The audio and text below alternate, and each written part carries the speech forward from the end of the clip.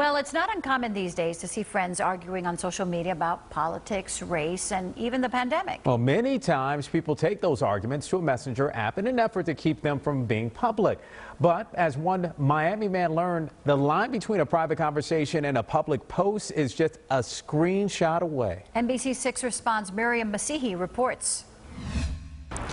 Jonan Diaz says he didn't agree with his friend's Instagram story on racial inequities, so he replied to her via the social media site's private messenger, and it got heated. She took a screenshot of that conversation, went onto Twitter.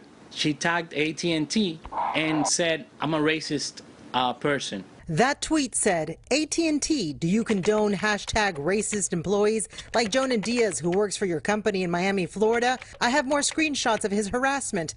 The tweet had a screenshot of Jonan's reply to her story that read, "None of the MF destroying cities live none of that. I refuse to feel any type of guilt for something I had nothing to do with. Stop playing the victim game. That's why blacks feel discriminated, because they have been raised like they still have chains on." When we asked him about what he wrote, Jonan explains it, saying as an immigrant, he's been discriminated against and knows racism exists, but I refuse to raise my kids thinking or the notion that they're going to grow up in this country and being treated differently.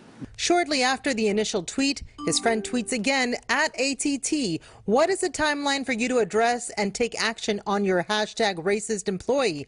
AT&T then replies, "Thank you for bringing this to our attention. This does not align with our core values. We will investigate further and take appropriate action." A few weeks later, Jonan was fired. The reason behind the firing said I have violated the Code of Business Conduct and social media policy.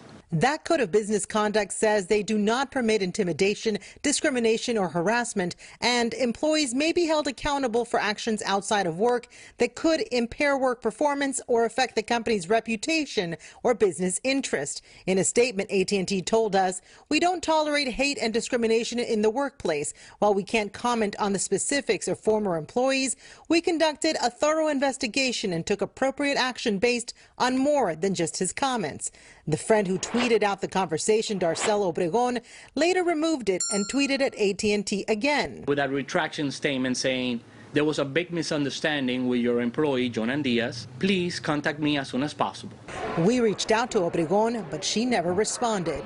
She's recording you right now. In 2018, she posted a video of a woman calling the NYPD because Obregon wouldn't leave the woman's doorway. In her post, Obregon says she was seeking shelter from a storm and includes the hashtag white privilege. The video got over 1 million views and set off a media firestorm as some outlets, mistakenly assuming she was black, reported that a white woman called the police on a black woman, something she corrected when she spoke to our NBC station in New York 2 years ago. Jonan Diaz's case, he says AT&T never talked directly to Obregon about what happened. In his termination papers, AT&T says Diaz violated a non-retaliation policy by contacting the source following the investigatory interview. He says they're referring to a letter Obregon sent the AT&T investigator retracting her story, something he says he didn't ask her to do. Miriam Masihi, NBC6 Responds.